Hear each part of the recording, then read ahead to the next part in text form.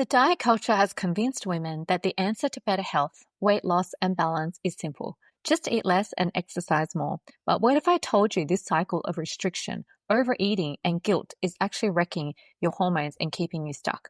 If you've ever found yourself bouncing between extreme diets, feeling out of control around food, and struggling with low energy, cravings, and mood swings, you are not alone. The truth is, chronic dieting and undereating don't just slow down your metabolism, they actually create real hormonal chaos that impacts everything from your weight to your fertility to your mental well-being. So today we're ditching the diet mentality, uncovering what's really happening inside your body. Why do women get trapped in this cycle and how does it affect your hormone? And most importantly, how do you break free for good? Get ready for an eye-opening conversation that might just change the way you look at food, your body, and your health forever. Let's dive in.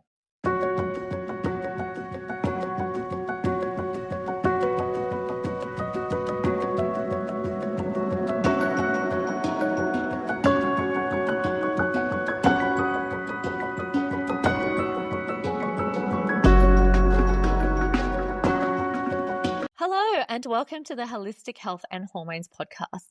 Today, I'm super excited to have Emma on, and she is an online nutritional coach, a personal trainer, a group fitness instructor with over 2 decades of experience. Emma has the privilege of transforming lives and bodies of hundreds of women without spending endless hours in the gym or stressing over every meal. Her mission is simple: to help women lose 20 pounds or more and feel amazing doing it without the gimmicks, extreme diets, and just practical, sustainable habits that fit into our busy lives. She takes pride in simplifying an overcomplicated problem and is committed to ditching diet culture and creating a plan that works for each individual diet so they never have to diet again. Welcome, Emma, and thanks for joining us. That sounds amazing. I'd love for you to hear more about how we can lose weight without all the extreme diets, because I've seen it all, as have you, I'm sure. Absolutely. Well, first of all, thank you so much for having me. This is really exciting. This is what I do day in and day out, is really talk to women about what we can add into our lives. I think for a long time we've been taught, what do we need to take out, right? What can we pull out? What we need to ditch? We need to stop doing this. But my philosophy is really like, what can we add in to drown out all that other stuff and make it sustainable and long-term? Right? Yeah, and that's the main thing. It's a sustainability, because right now, I think in our culture, it's always like a quick diet. What can we do to lose weight quickly, right? And it's like, well, sometimes if you've taken that long to get into a certain weight and a certain lifestyle, you can't undo that in a couple of weeks or months even. You really can't. And what I often see, and certainly in my business, is we get stuck in this under-eating, overeating cycle, right? And so it's like we get this crash diet that your neighbor did or your sister did, and it's all going to work, or some magic number like 1,200 calories. Like, we're just going to do 1,200 calories.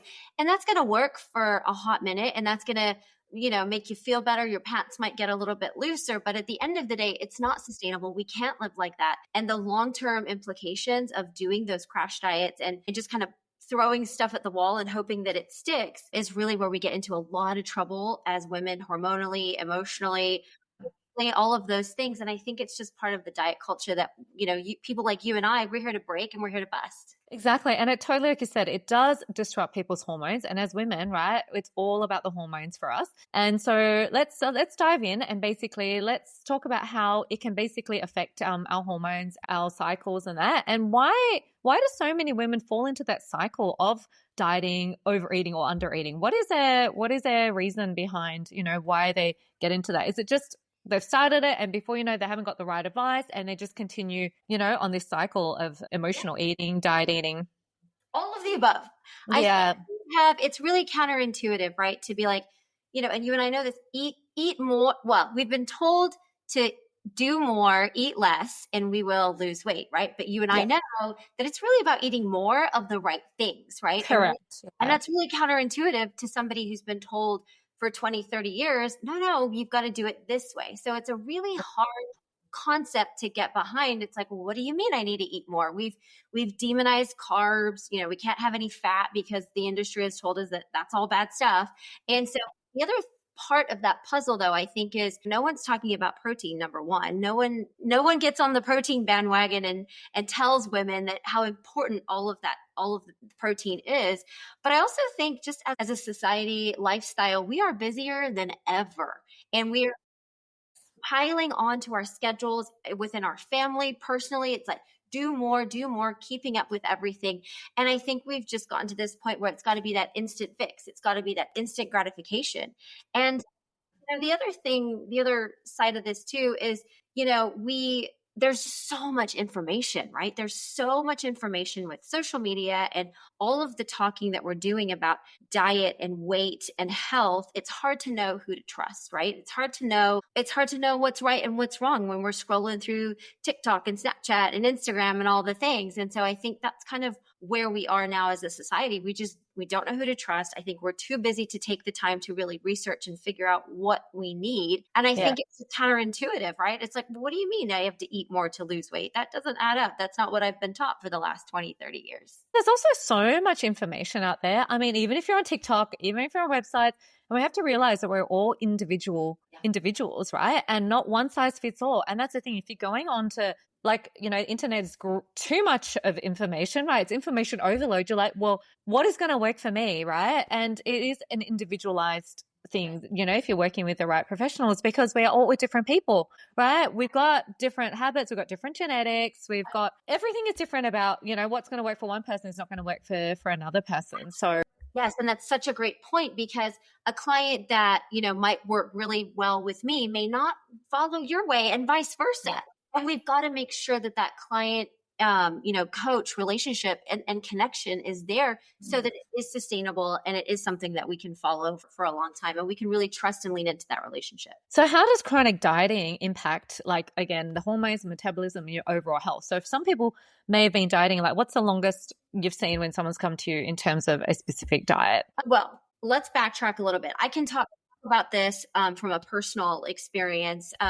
More so than my clients. I think everybody kind of comes in, they just feel like they've been on a diet forever. Like they might have a cup of coffee and a boiled egg for breakfast and then, a salad for lunch. The same thing. They've basically been eating the same diet. It's not chronic. They may not think it's chronic dieting, but it really is. The diet, it's chronic health patterns that they've been doing all their lives, basically. They haven't changed. Yes. Massively under eating, somewhere around that 1,000-calorie mark, and they don't really know how many calories they should be having. So this just kind of feels right. But I can tell you about, probably 5 or 6 years ago now, I was group fitness instructor in and out of the gyms, teaching all of the classes. I was the cardio queen. I teach spinning. I will be the oldest spin instructor on the planet. I think I love that format. And I was doing all of that. I also had 2 little kids at home and my schedule was a little wacky. I was getting up at 4 to go teach the classes, just like any gym, Fit Pro. And then you come home and then, you start over in the evening. So my sleep was kind of tanking. My youngest was probably about 3. So I wasn't postpartum, but I was closer than I am now. And what was happening was, as I was overtraining, which I think a lot of women do, we overtrain, we turn into that cardio machine. We're like, well, I've got to lose weight. I've got to go. The things that we're burning off the calories, right? That's why they're overtrained. Exactly. For me, as a fit pro, though, I was just caught in the cycle, right? I was just caught in this is my job and this is what I do, until I hit a point where I wasn't feeling right. And I can list the symptoms. I was losing hair. Massive chunks of hair were coming out of my hair. I was cold all the time. I was tired but wired, right? So I would crash and burn, and then I would be up for, I just had no regular sleep pattern, sprinkled in with a 3-year-old who's a little questionable on the sleep. Yeah. And so, excess cardio. I mean, I was teaching probably 10, 12 hours a week, just pretty much cardio. I didn't really lean too much into the weight. So I had no muscle definition. I was definitely not eating enough. I was basically living on coffee, protein shakes, wine here and there. And then I would get so hungry that I would just completely overload. And, my glucose levels, they were completely whack. And I just felt off. All of that to say, I felt off. So I went to my dietitian and I said, I need help. I don't know what's happening, what's going on.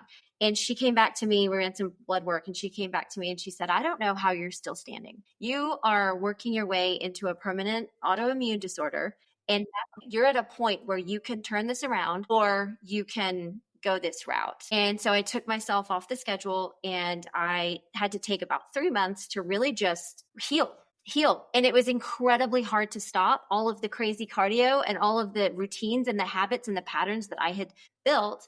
But I had to do things like restorative yoga and have, telling a spin instructor that she needs to do restorative yoga. It was really tough. I needed it. And the color came back to my skin and I stopped being hangry and I was thinking clearer and I could sleep. And I started tuning into my hunger hormones. I was like, I'm hungry. I don't know what this feels like. And so that's my own personal experience. Just as a woman, my sex hormones are completely unbalanced in all the ways. And again, I had no idea what being hungry and being full really felt like. And those are hormones in and of themselves, right? Those leptin growth, those things. So it was a really interesting time in my life, and it scares me. It was enough to scare me to never want to go back there. And now I focus on balance, and that's what I teach my clients. But most people are go, go, go all the time. They've never done we talk about, I do yin and yang, and, as a Chinese medicine practitioner, we're always yang, we're always going, going, going. And not many people, even when you go to the gym, they're not doing the breath work and the yoga and the breathing. They're doing the weights and the cardio, and they're like, that's going to help me burn fat, help me lose weight really quickly. And then they're not eating enough to support, their lifestyle. So what are some of the biggest myths around dieting that keep women, and I guess some men as well, but stuck in this cycle, mainly predominantly women, because that affects their hormones, disruption, and they can't shift the weight. You're like, but I'm not eating much and I'm working out so much. So, what are the myths? That is a big myth, right? It's the biggest myth. Yes, when we don't fuel our bodies with the right combination, I think that's what's really important to understand too. When we don't fuel our bodies with the right combination of macronutrients, that we're just not feeding ourselves, and we're not able to support this go, go, go mentality, whether you're burning neat calories because you're on the go all the time, or because you're in the gym killing it for 3 hours or running it off, whatever it is. We have got to make sure that the right balance of those macros are, because they all work together, right? Let's describe what macronutrients for those that don't know. Carbohydrates, fats, and proteins. Yeah, the big. Yeah, and I mean, fiber should really kind of probably be in there. I don't know if it should be, but it's important. And I think a lot of people forget about fiber. And so I think that's the biggest myth. It's not about restricting and pulling back and cutting everything out. It's about what can we add in? Can we add in more protein so that maybe we're a little bit more satiated, and so that we're a little bit more full? So we're not people filling up on carbs, right? To fill themselves up, and usually the wrong type of carbs. So if you're working out and you're tired, you want that energy boost, you want that high sugar, right? Sugar hit, and they're reaching for carbs as opposed to protein. For protein, because they haven't eaten enough. So their body's like, oh my gosh, I've got to get something in the system right now. And that's what we lean to because it's easy, it's there, as opposed to the protein, which is what we really need. So I think that's the biggest myth out there. And I think too that cardio is great. I'm not knocking cardio. Again, I love it's balance, like you said, right? I do a mix of everything. Like I do cardio, I do dancing, I do yoga, I do meditation, right? Yeah. You got to go back to that yin where you're just doing something that's really not go, go, go and spiking your blood and your blood pressure and all of that, right? Sometimes just a gentle walk, right? You don't have to feel like you're working a sweat. Sometimes it's the opposite. It's just being, stretching and just doing more mindfulness as well. Exactly. And I think we forget that too. I think that's maybe another myth, is that we have to do this. These are the only things we have to do. We also have to do what we love. That's right. For me, dancing would be so stressful because I'm not coordinated. Oh, really? So for me, going to the gym is stressful. Like, I like the gym for certain classes. Like I do it because there's a mix, but I dance 3 times a week. And for me, I've been a dancer my whole life, but some people would never like to dance, and they would find their thing like swimming. Find your passion, find what you're good at and what you love to do, because you're going to have to do a lot of it, right? Exactly. And mix it up. Like find something new as well, right? Maybe team sport or something, right? That you need to mix up your exercise regime, which most people aren't. They stick to the same. They do like HIIT classes or cardio classes, and they're not introducing the stretch or the yoga or something more restorative. That's right. I mean, a lot of the times what I coach my clients on, it's very much like, just take a walk. Let's just go for 30 minutes. Let's see how do we feel at the end of that? And then we layer in the strength training, and then we layer in some Pilates and some yoga. And then we find something that we love, right? For me, I love doing the triathlons. And that's really why I sort of train throughout the year, is so I can go and that, because that's really fun I know, wacky, but that's really I would not be able to train for a triathlon. I would not. Yes. Super Swimming fun. those distances. Yeah. We've all got to find our thing that makes Yeah. us and I think we've lost the joy in a lot of that when it comes to, and that's also true of nutrition. That same philosophy can be applied to our food and how we eat. It's not about restriction. It's not about I must eat my broccoli and I must eat my chicken and I must eat this. Like, what do I love? What do I want? If my kid's having a birthday party, I'm not going to deprive myself of an amazing piece of cake. I'm going to. A good cake is so yummy, but it's not every day that you're having cake. Okay, let's talk about yo-yo dieting. So some people are always on the same sort of foods, and there are others that love to try yo-yo dieting, right? They're jumping between one diet to another. What is that? What is the effects of yo-yo dieting affecting, and how does that affect the body? It's obviously affecting things like all the hormones, cortisol, all the sort of estrogen, progesterone when you're jumping from one diet to another. They're trying, like, one thing doesn't work, and so they'll hop onto another diet. They'll try something else. Exactly. And I think as a coach, it's very much like, when I get a new client in, and this is where my sort of philosophy between like the tough love and the compassion kind of comes into place. It's like, well, you've tried all these diets. How do they work for you? Because if they were working for you, we wouldn't be having this conversation, right? Very much like, okay, what was about this particular thing that worked for you? Well, I like that I didn't have to track my macros.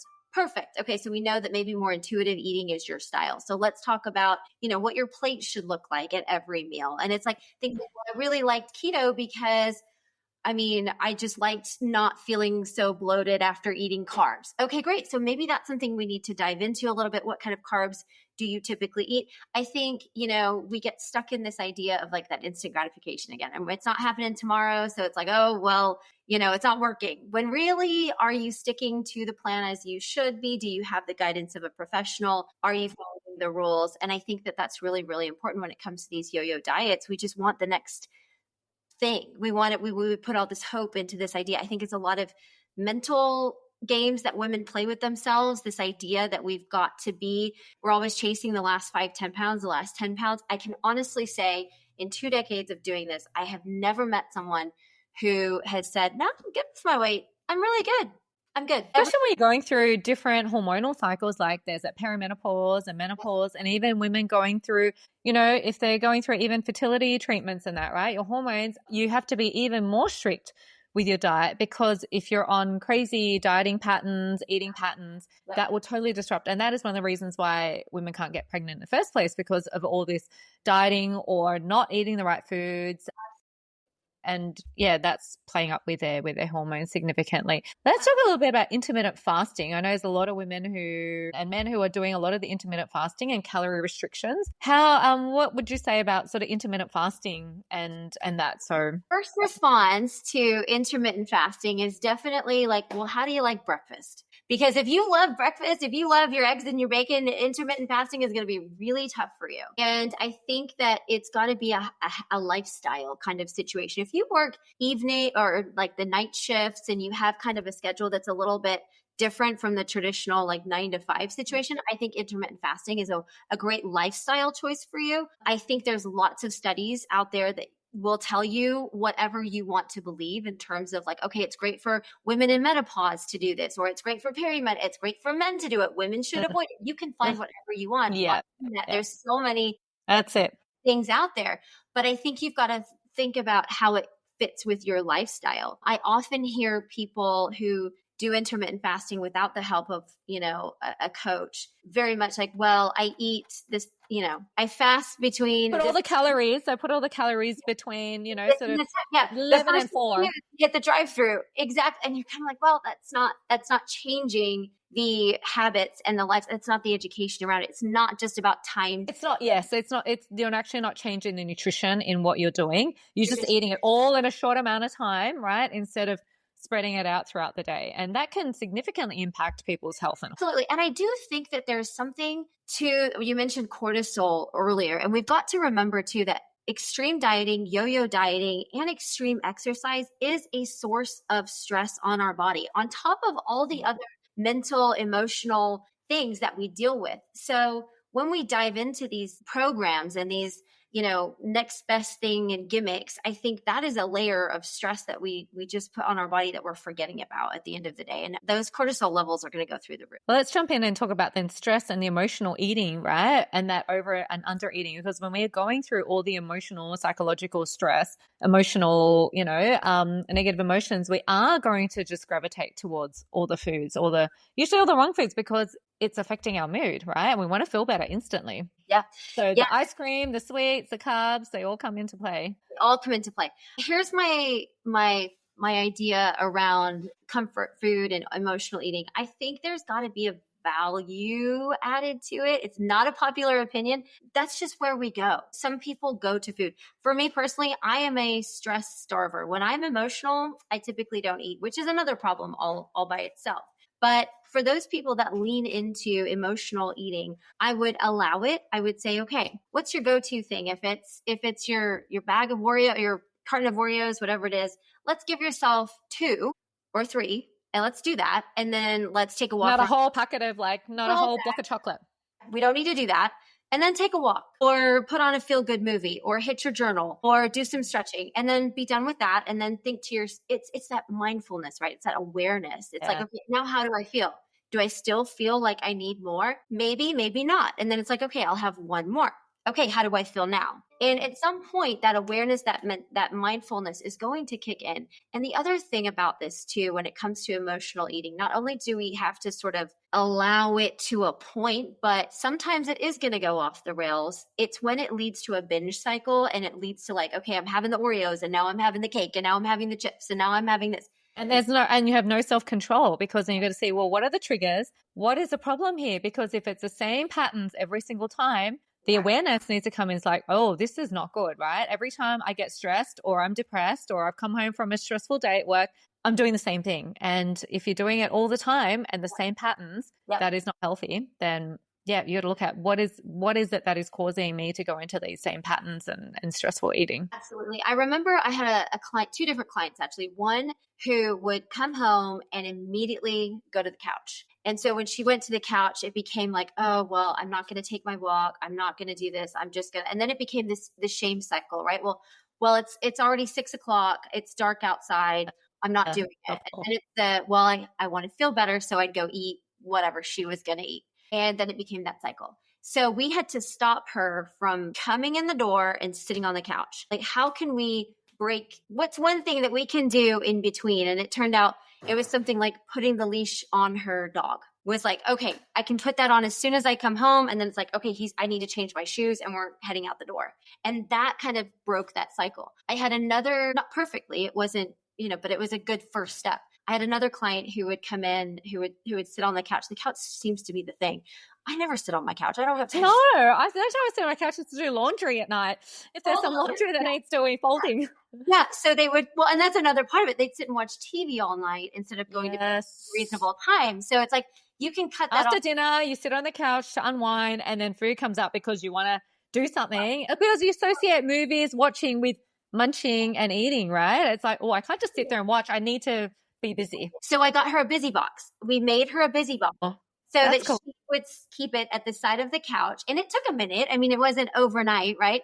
But it was like, okay, well, I can sit here and fidget, or I can sit here and I can color, or I can sit here and I can text a friend. I can text my coach. I can, I can do those things rather than this mindless, into the mouth hand motion sort of situation. Yeah, especially that late at night, right? We're usually eating like not the best foods. We're not eating a piece of chicken or something at that time of night. It's usually sugar or carbs, right?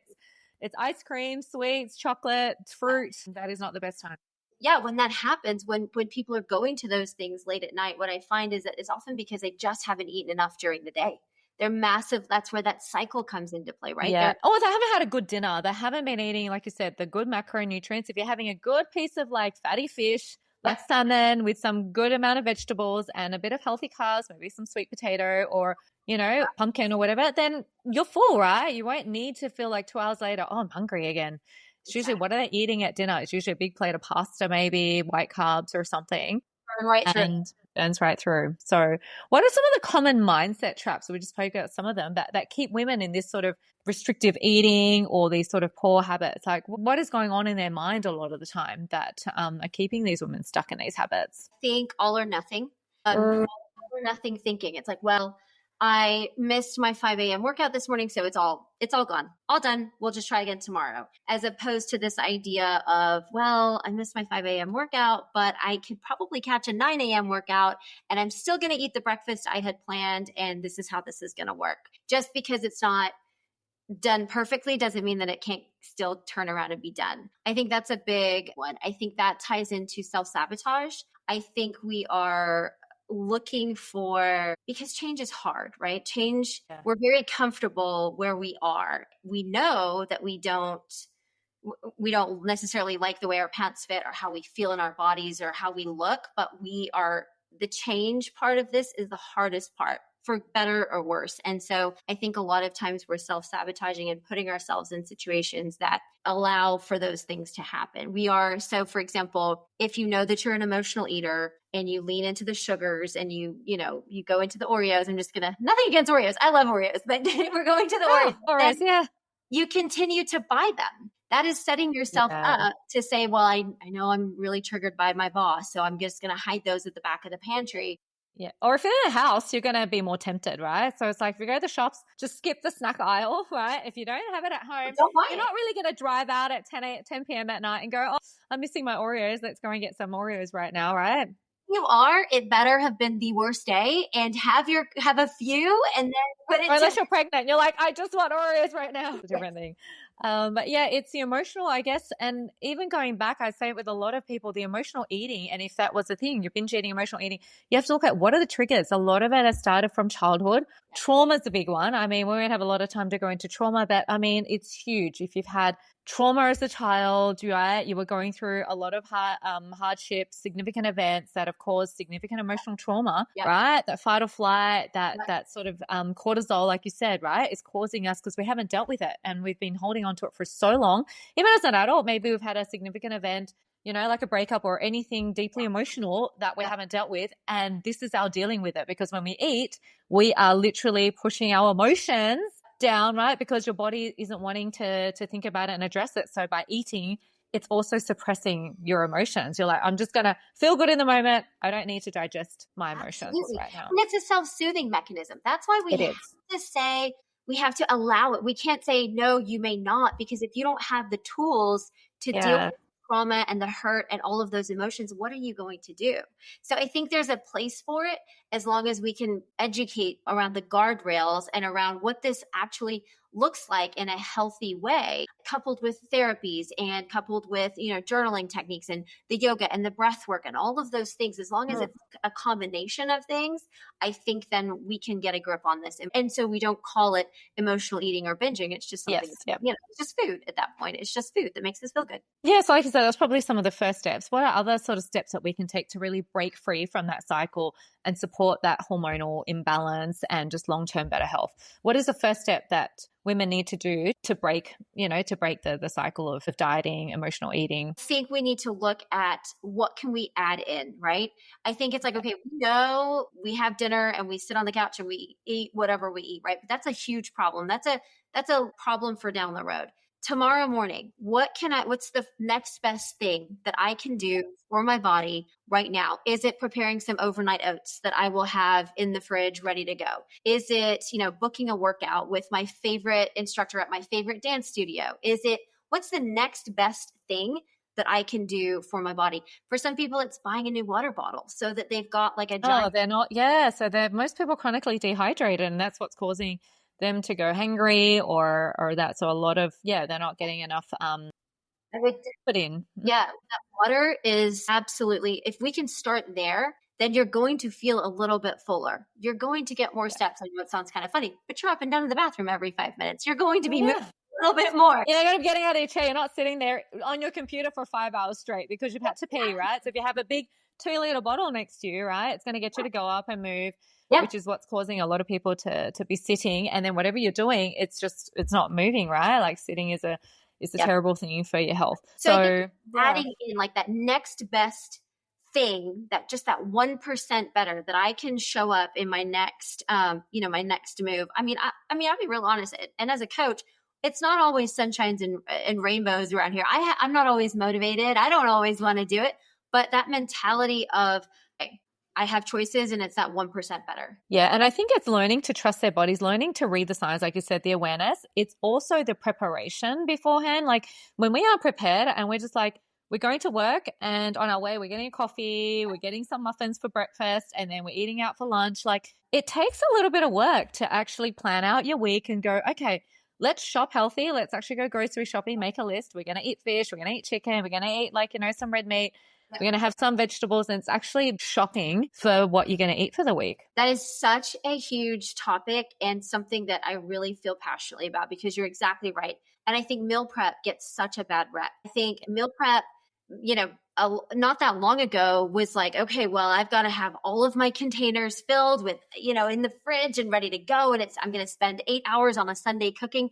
And I just don't think that it needs to be that complicated. I think it's things like boiling eggs. And I will tell you that boiling eggs and then also peeling them, that's another layer of prepping that we need to do. It's chopping the vegetables so that we can open the fridge and say, okay, yeah, I want my Oreos, but I'm actually going to sit here and snack on these carrots. And that's what I'm going to do. And if I still want an Oreo, I can go have an Oreo.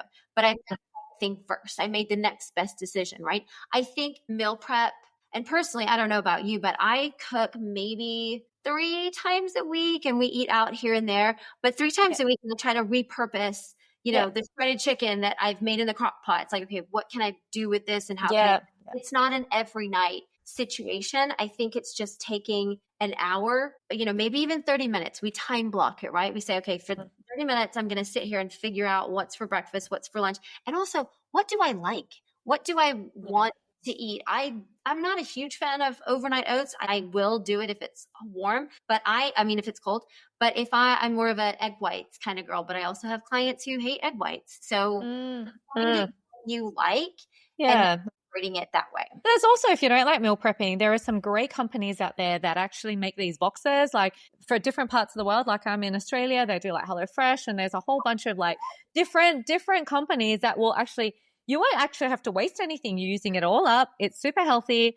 They have like new recipes every single week that you just pick. So if you don't like that, there are so many ways to actually then, pick boxes. You can get things like a Thermomix, which is amazing. There's some really simple recipes, and cooking doesn't have to be long and hard. Like, you can literally fry up some salmon, on the pan, take 6 minutes, right? Chuck in some broccolini or some veggies and you're done. Like that's a meal. It should take like 10 minutes or less. So it's not like people think it's a process, but if we want to eat healthy and we don't want to make the changes, it requires a bit of sacrifice and a bit of work. It sure does. And in terms of that sacrifice, you're exactly right. You do have to spend some time. And the way that I often coach is like, let's work backwards. I don't want you to spend Sunday meal prepping the day in the kitchen. Let's look at it Friday. Let's be like, okay, let's time block 30 minutes. What does my weekend look like? And when can I get groceries on Saturday? And then maybe Saturday afternoon, do I have an hour? If I'm just dedicating 1 hour to chopping my vegetables, making sure I've got my good carbs ready to go and my protein more than anything is ready to go. The other part of this is, and this is huge for my people here, eating out. I mean, I don't know what it's like in Australia, but we are big eater outers here in America. And so training people on how to read a menu, what to look for. Yes, because the food portions, like here it can be large too, but I'm sure in the States and in Canada, like they're huge. In any sort of Western country, the food is going to be big portions, right? Especially if you're doing fast food. Yes. I mean, it's not great, but you can also go out and choose healthy options, right? You can eat Japanese, you can eat, like really healthy options as well. So it's learning how to read the menu, right? But also, portion size, and do you need to share a meal, right? And that may be the case. Yeah, because much like the emotional eating and all of that, it's not going anywhere. We can't say you must never eat out again. You must never eat because you're sad. You must never eat because you're happy. It's all part of our lifestyle here. And so I think that, again, training people what to look for, what to trade out, and being okay. And again, like you mentioned earlier, trusting themselves, being okay with being like, actually, server, I would really like a side salad instead of those fries. Or I'd like an extra serving. Yes, people think that they can't do that. I'm always swapping fries for a salad, right? So you don't have to have what they have on the menu. It's like, can I have this instead, right? Choose a healthier option And then you're going to feel better after you eat. And then you're like, oh, I do enjoy eating out. So you can make the swaps, but knowing what to swap out, right? Specific foods to swap out to help really, get you back on track and to help stabilize those hormones. So are there any, then we've mentioned a couple of things like protein, but are there any other specific foods or eating patterns that may help stabilize like hormones and sort of helping with weight loss, I guess, and preventing that binge eating cycle, restrictive cycle? Fiber. I think fiber is yes. underestimated part of our diet. And what's interesting is when I talk to women, sometimes they're like, well, I don't eat carbs. I don't eat bread. I don't eat pasta. I don't eat rice or any of that. And I'm like, well, do you like vegetables? And they're like, I eat vegetables. I'm like, well, those are carbohydrates, friend. There's some that are better for you than others. And so they're like, oh, well, what? And so I think fiber and picking those really, really filling vegetables, I think that's hugely underestimated. I would say, and I often also hear, well, I don't like vegetables. I prefer fruit. And, they're That's great. got fiber too, right? And it's good. Like we need fruit and vegetables, right? We can't really discount any specific food group. Yeah, for sure. And I think you need to start by just making a list of your top 3, your top 5 of each. And that is what we're eating. Maybe you ask your kids, what vegetables do you like? And incorporate those kinds of things. It doesn't have to be this big experiment of finding new stuff all the time. Yes, we want that eventually. But when you're beginning and when you're starting, keep it simple. Yeah. Keep it simple and just, eat things that keep it simple, I suppose. And that sort of plays into the whole lifestyle factor, sort of if we're eating better, we're eating well, it can definitely affect our sleep, our stress, right? And maintaining then better eating habits. Because once you then start sleeping better and then you're managing your stress better, you're like, oh, because I've seen people when I've removed and, changed their diet, like you've seen as well, everything starts improving. And then they want to keep on that train. They don't want to go backwards anymore because they're seeing the huge changes in all areas of their life and they feel better overall. Absolutely. I'm sure you've seen it too in your clients, that one weekend where they maybe go on a trip and everything kind of goes out the window and they're like, I feel terrible. And you're like, I know, right? They know then what it feels like to feel terrible because they were feeling so good for Yes, exactly. Yeah. Sleep is something that I struggle to, I'll be real honest with you, struggle to coach people on because we have, yes, food absolutely will play into how you're eating. And I think that comes down to things like digestive issues as well. If you're eating really at night and you're up all night, then we got to pull back on that dinner time kind of situation. And that's an area where I can help. But if I've got a client with a little one who's up 3-4 times a night or isn't well, or, has a shift issue where they have to get up at 3:00 in the morning, I will tell you that nurses are probably the hardest people on the planet to coach because they have anyone that's a shift worker, because it's really hard. Your body isn't going through the proper sleep-wake cycles and it does cause a lot of stress. And cortisol, like it increases your stress levels and chronic illness as a shift worker by 70% because your body likes to be in harmony, in sync and have a circadian rhythm, right? And when it's thrown off, it's like, what's happening? It doesn't like to be thrown off balance. Exactly. So I think it's really important to understand that if those are the conditions and the environment that you are in, children shift you have to manage it. We've got to manage it. That's almost kind of front and center of how are we managing it. And so that's a really big one, that sleep issue. I would love to tell all of my clients to be in bed at 8:30, but that's not possible. No, and some people are different. Like I'm actually a late person. I do sleep a bit later because when the kids go to sleep, and also your lifestyle and what's happening around you will determine when you go to sleep. Like my kids, I'm putting them to sleep. And then the last few hours is when I've got my time to myself, catching up on work. And so then I'm in bed sort of, a little bit later and I wake up a little bit later. But some people who've got that single life and just it's easier for them to go to bed early and wake up early. So you've got to suit your lifestyle, what is happening, right? Because it's hard if you're trying to get people to go outside of something they're not comfortable doing, they're not going to want to do it. So it's really small baby steps. Like, okay, instead of sleeping past midnight, because that's the thing, if you've got no excuse and you're watching Netflix and you're sleeping at 2 a.m., like I know some of my clients, it's like, well, let's just go back to sleep a little bit earlier because you have no excuse to be watching TV. It's not worth you being all stressed out in the morning, not having good restorative sleep. And then it's this big vicious cycle where they're eating really bad foods because they're feeling tired, which they caused upon themselves, right? Because they were watching Netflix till, really early in the morning. Yeah. I used to joke that nobody craves broccoli when they're tired. Absolutely not. Nobody wants. I want broccoli. I'm so tired. Give me that broccoli hit right now. Never has been said. Never has. Yes. So yeah, that's interesting. And again, back to your lifestyle comment, I think that's one of the questions that I get asked a lot is, well, when's the best time to work out? And honestly, my answer is when you will do it. Yeah. My husband likes to work out. For me, that sounds like a little bit of a time crunch that I'm like, oh, I'd constantly be watching the clock if I was, in between office hours. I don't know that I could do that. For many of years of my career, I was the 5 a.m. girl. I still teach at 5 a.m. occasionally. But, for some people, it's getting home at night. And again, it has to work with your work schedule as well. But like you said, ideally there are times where our cortisol peaks, like they said, like within an hour of waking or 11 hours after waking, right? But it doesn't fit with everybody. But again, yeah, as long as you're doing it, it's better than not doing it. And again, just get started. If that workout, I can honestly say the only time I will probably skip a workout is if it's 6 o'clock at night and I haven't done anything. I'm like, I'm not going to work out because I will sleep well. And so I think that is something that lifestyle situation, right? If you find that you don't have good sleep and it's like, well, when are you exercising? 8 o'clock at night? Okay. How about we pull that back a little bit? Or maybe we make it that lunchtime. How can we play switcheroo there and get it done at a different time so that your sleep is not disrupted? Yeah, exactly. So I guess as we're wrapping up on this sort of topic, what are some practical ways to really shift that diet mentality or just even poor eating habits to a really nourishment-focused approach and that balanced approach? I love it. Okay, so I think protein first. Where's my protein? Do we need to count the proteins? Like for those, are we counting protein per kilo weight or per pound? Yeah, for me as a coach, I don't go down that road. I think if as a beginner, as somebody who's newbie, I would say the size of your palm. Is there enough protein on my plate this size? And that's a huge piece of protein, Yeah. Proportionate to the size of your body. Is that daily or is that per meal? Are you doing 3 meals per meal? Yeah. Where's that protein coming from? If you wanted to track it, weigh it, measure it, all of those things. Yeah, you can do that. A good idea to see. But otherwise, start with your palm and say, because people aren't even having a palm-sized protein. Absolutely not. Not even once a day. Nope. So I think that's a good place to start. I think looking at the color on your plate, where are my vegetables? Yes. Fiber? How colorful is this plate in front of me? I think and that will give you your fiber because all of those fruits and vegetables are coming from fruit. Yeah.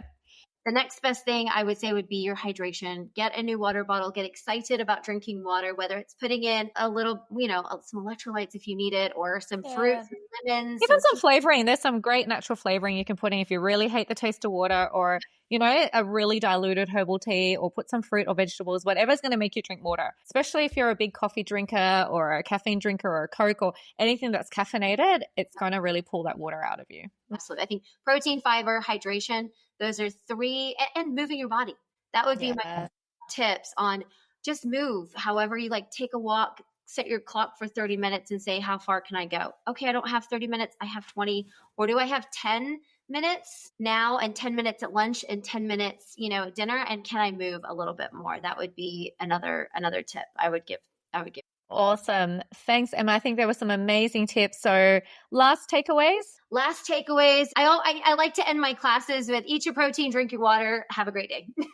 I say that. That's a good tip. If you can get that right, you're in for a start. At least you're starting the process of the awareness, because the water is a big piece for sure. Yep, absolutely. Awesome. Thank you all for listening. I hope you got a lot of some amazing tips. And just start with the water, start with the fiber and the protein. And we're going to put some links in the show notes. So if you want to reach out to Emma for any other questions, it would be amazing. Thanks, Emma, for coming on, and thanks for all your tips on dieting. And it's so needed, because I think a lot of women struggle with dieting and with food. And overthinking the whole process is just that next best thing that we can do for our bodies. Next best thing. Thank you for tuning in to the Holistic Health and Hormones podcast. If you found today's episode inspiring or informative, please don't forget to subscribe and leave us a review. It will help us reach more people just like you who are on their journey to vibrant health and balance. For more tips, resources, or to work with me, please visit my website or connect with me on socials. And remember, your health is your superpower. So keep nurturing it, and I'll see you next time.